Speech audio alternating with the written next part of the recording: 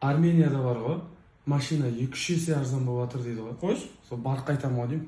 Зарплата алғанда бар ғой, 50-60 мың теңгесін жоқ деп ойлап, никак теспей жинау керек қой. Қарбыздың сезоны келе жатыр ғой. Бұйырса обязательно осы жыл қарбыз алып сату керек. Кореяда зарплата миллион дейді ғой.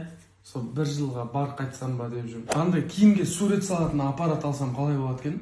Нормально. Сондай алып істеп көрсем ба деген бір ой бар. Андай хиджама деген жасатып көру керек. Денсаулыққа пайдалы дейді ғой. Пайдалы ғой. Елдегі ахуалға жауапкершілікті өз мойныма алып, уақытты ысырап етпей, TikTok, Instagram бәрін өшіріп тастап өмір сүремін ғой деймін. Қызыңмен ұрысып қалдың ба? Қайдан біліп қойдың? Алдында да естідің ғой.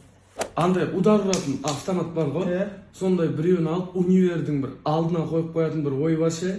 Ақшаны 40 табатын сияқтысың мен ойымша.